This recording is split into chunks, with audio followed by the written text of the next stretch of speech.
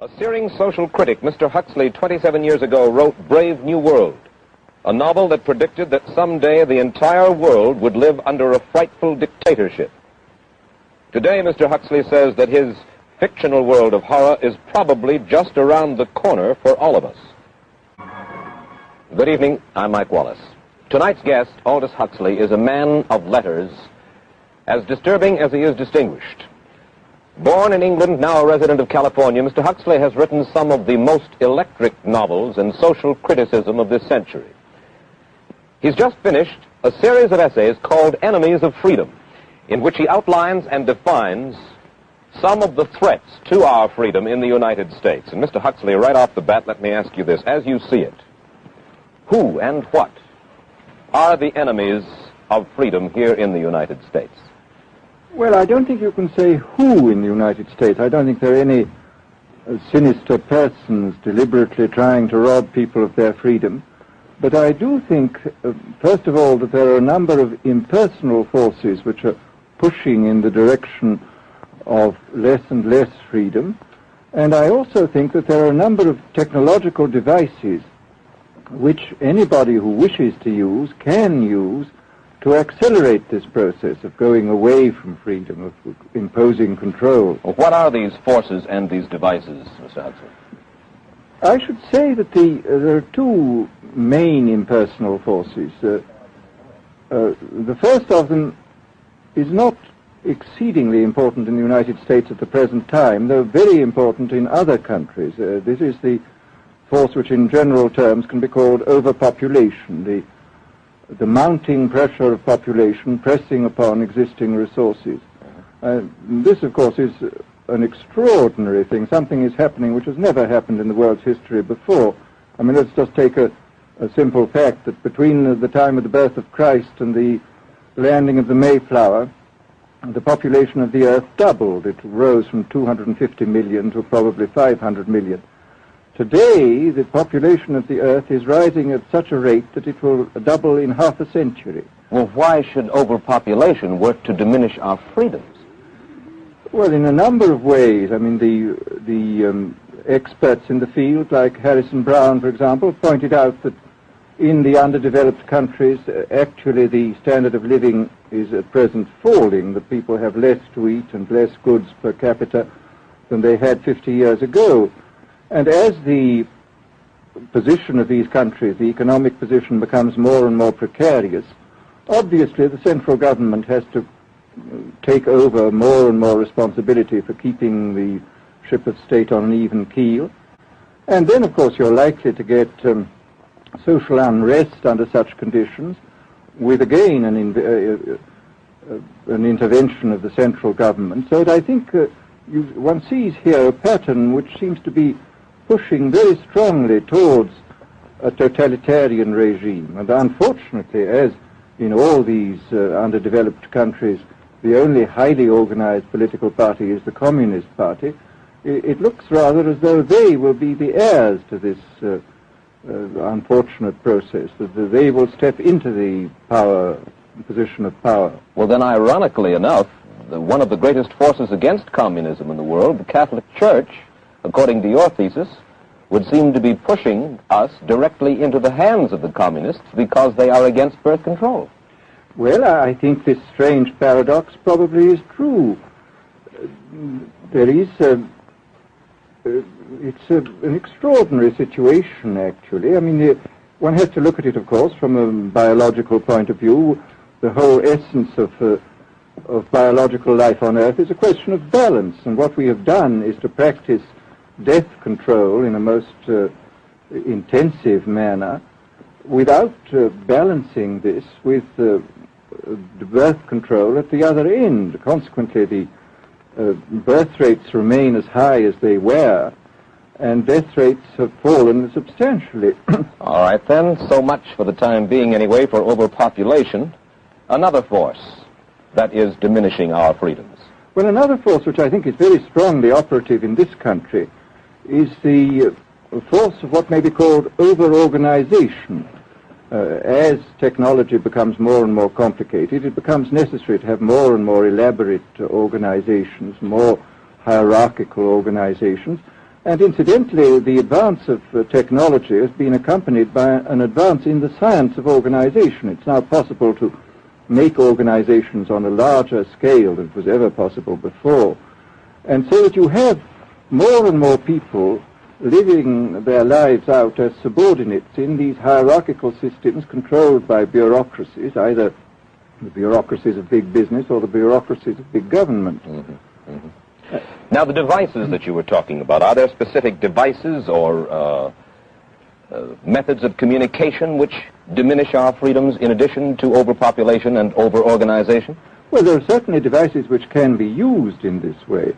I mean, let us take, after all, a piece of very recent and very painful history is the propaganda used by Hitler, which was incredibly effective. I mean, what were Hitler's methods? Hitler used terror on the one kind, brute force on the one hand, but he also used a very efficient form of propaganda, which he was using every modern device at that time. He didn't have TV, but he had the radio, which he used to the fullest extent, and was able to impose his will on an immense mass of people. I mean, the Germans were a highly educated people.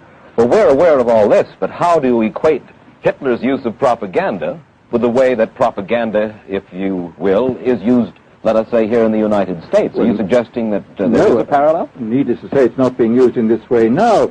But the point is, it seems to me, that there are methods at present available, methods superior in some respects to Hitler's methods, which could be used in a bad situation. I mean, what I feel very strongly is that we mustn't be caught by surprise by our own advancing technology. This has happened again and again in history. Technology has advanced, and this changes social conditions, and suddenly people have found themselves in a situation which they didn't foresee and doing all sorts of things they didn't really want to do. Well, now, what do you mean? Do you mean that we develop our television, but we don't know how to use it correctly? Is that the point that you're making? Well, at present, the television, I think, is being used quite harmlessly. It's being used, I think, I would feel it's being used too much to distract everybody all the time. But, I mean, imagine, which must be the situation in all communist countries, where the television, where it exists, is always saying the same thing the whole time, is always driving along. It's not creating a wide front of distraction, it's creating a one-pointed drumming in of a single idea all the time. It's obviously an immensely powerful instrument. So you're talking about the potential misuse of the instrument. Exactly. We have, after all technology is in itself morally neutral. These are just powers which can either be used well or ill. It's the same thing with atomic energy. We can either use it to blow ourselves up, or we can use it as a substitute for the coal and the oil which are running out. You've even written about the use of drugs in this light.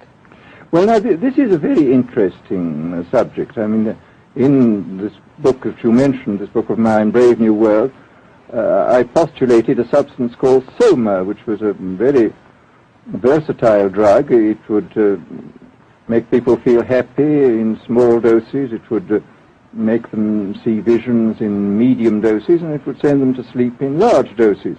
Well, I don't think such a drug exists now, nor do I think it will ever exist, but we do have drugs which will do some of these things, and I think it's quite on the cards that we may have drugs which will profoundly change our mental states without doing us any harm. I mean, this is the pharmacological revolution which has taken place, that we have now powerful mind-changing drugs, physiologically speaking, are almost costless. I mean, they are not like opium or like cocaine, which do change the state of mind, but leave terrible results physiologically and morally. Mr. Huxley, in your new essays, you state that these various enemies of freedom are pushing us toward a real-life, brave new world, and you say that it's awaiting us just around the corner. First of all, can you detail for us what life in this brave new world which you fear so much, or what life might be like? Well, to start with, I think this kind of the dictatorship of the future, I think will be very unlike the dictatorships which we've been familiar with in the immediate past. I mean, take another book prophesying the future, which was a very remarkable book, George Orwell's 1984. Mm-hmm. Well, this book was written at the height of the Stalinist regime and just after the Hitler regime. And there he foresaw a dictatorship using entirely the methods of terror, the methods of physical violence. Now, I think what is going to happen in the future is the dictators will find, as the old saying goes, that you can do everything with bayonets except sit on them. That if you want to preserve your power indefinitely, you have to get the consent of the ruled.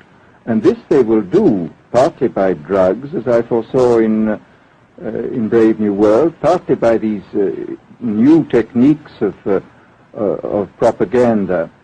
They will do it by bypassing the sort of rational side of man and appealing to his subconscious and his deeper emotions and his physiology even, and so making him actually love his slavery. I mean, I think this is the danger, that actually people may be in some ways happy under the new regime, but they will be happy in a situation where they oughtn't to be happy. But let me ask you this. You're talking about a world that could take place within the confines of a totalitarian state. Let's become more immediate, more urgent about it. We believe, anyway, that we live in a democracy here in the United States. Do you believe that this brave new world that you talk about could, let's say in the next quarter century, the next century, could come here to our shores?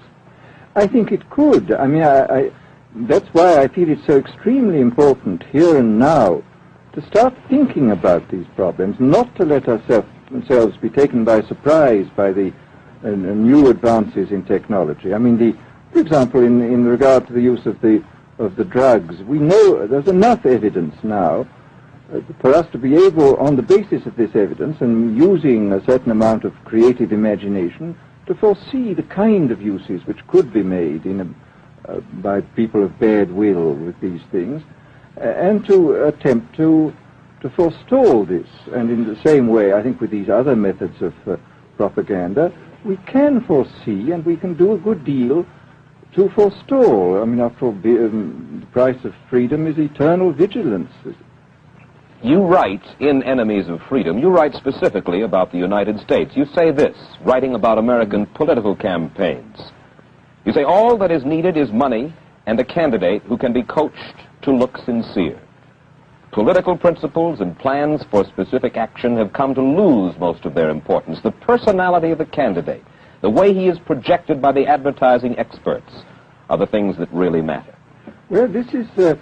during the last campaign, there was a great deal of this kind of statement by the advertising managers of the campaign parties, this idea that the candidates had to be merchandised as though they were soap or toothpaste, and that you had to depend entirely on the personality. I mean, the personality is important, but there are certainly people with an extremely amiable personality, particularly on TV, who might not necessarily be very good in positions of political trust. Well, do you feel that men like Eisenhower, Stevenson, Nixon, with knowledge of forethought, were trying to pull the wool over the eyes of the American public? No, but they were being advised by powerful advertising agencies who were making campaigns of a quite different kind from what had been made before. And I think we shall see probably all kinds of new devices coming into the picture. I mean, for example, this thing which got a good deal of publicity last autumn, subliminal projection. I mean, as it stands, this thing, I think, is of no menace to us at the moment. But I was talking the other day to one of the people who has done most experimental work in the psychological laboratory with this, who was saying precisely this, that it is not at the moment a danger, but once you've established a principle that something works, you can be absolutely sure that the technology of it is going to improve steadily. And I mean, his view of the subject was that, well, maybe they will use it to some extent in the 1960 campaign, but they will probably use it a good deal and much more effectively in the 1964 campaign, because this is the kind of rate at which technology advances. And we'll be persuaded to vote for a candidate that we do not know that we are being persuaded to vote for. Exactly. I mean, this is a rather alarming feature, that you're being persuaded below the level of choice and reason. In regard to advertising, which you mentioned just a little ago, in your writing, particularly in Enemies of Freedom, you attack Madison Avenue, which controls most of our television and radio advertising, newspaper advertising, and so forth. Why do you consistently attack the advertising agency? Well, no, I think that advertisement plays a very necessary role, but the danger, it seems to me, in a democracy is this. I mean, what does a democracy depend on? A democracy depends on the individual voter making an intelligent and rational choice for what he regards as his enlightened self-interest in any given circumstance. But what these people are doing, I mean, what both for their particular purposes, for selling goods, and the dictatorial propagandists are doing, is to try to bypass the rational side of man and to appeal directly to these unconscious forces below the surface, so that you are, in a way, making nonsense of the whole democratic procedure, which is based on conscious choice on rational grounds. Of course, well, maybe you have just answered this next question, because in your essay you write about television commercials, not just political commercials, but television commercials as such, and how, as you put it, today's children walk around singing beer commercials and toothpaste commercials, and then you link this phenomenon in some way with the dangers of a dictatorship. Now, could you spell out the connection, or how do you feel that you have done so sufficiently? Well, I mean, here, this whole question of children, I think, is a terribly important one, because children are quite clearly much more suggestible than the average grown-up. And again, suppose that for one reason or another all the propaganda was in the hands of one or very few agencies, you would have an extraordinarily powerful force playing on these children, who after all are going to grow up and be adults quite soon. I do think that this is not an immediate threat, but it remains a possible threat. And you said something to the effect in your essay that the children of Europe used to be called cannon fodder, and here in the United States they are television and radio fodder. Well, after all, you can read in the trade journals the most lyrical accounts of how necessary it is to get hold of the children, because then they will be loyal brand buyers later on. Mm-hmm. But, I mean, again, you just translate this into political terms. The dictator says they will be loyal ideology buyers when they're grown up. We hear so much about brainwashing as used by the communists. Do you see any brainwashing other than that which we've just been talking about that is used here in the United States? Other forms of brainwashing? Not in the form that has been used in China and in Russia, because this is essentially the application of propaganda methods, the most violent kind, to individuals. It's not a shotgun method like the advertising method.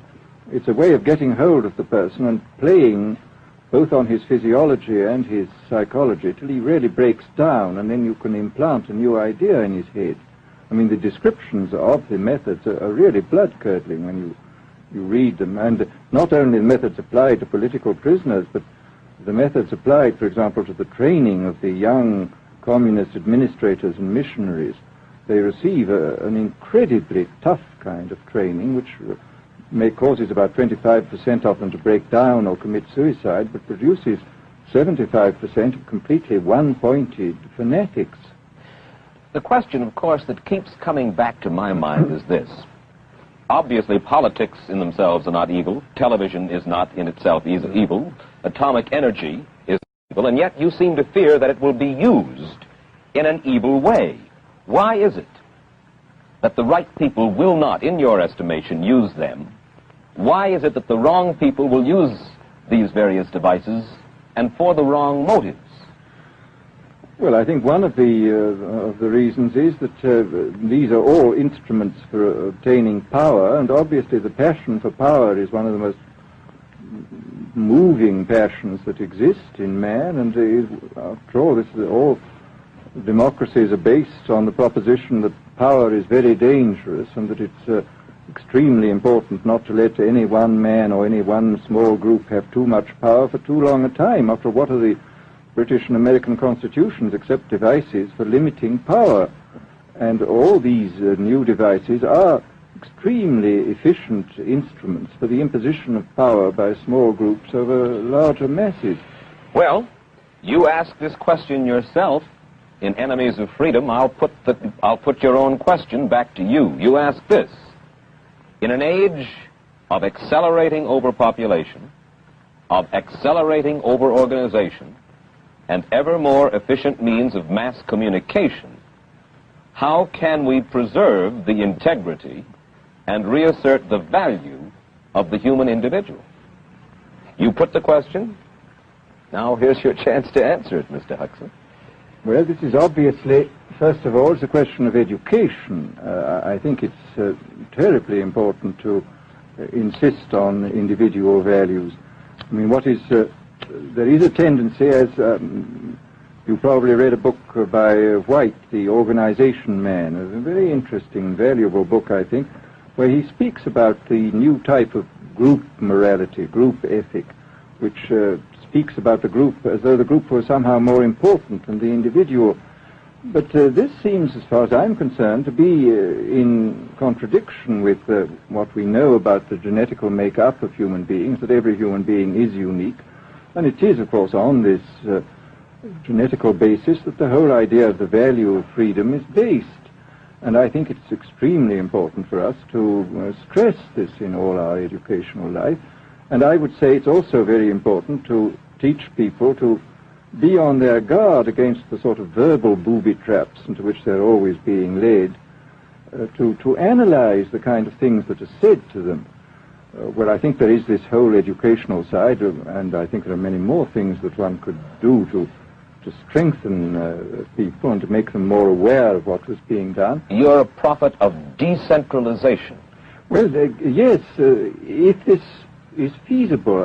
It's one of the tragedies, it seems to me. I mean, many people have been talking about the importance of decentralization in order to give back to the voter a sense of direct power. I mean, the voter in an enormous electorate feels quite impotent, and his vote seems to count for nothing.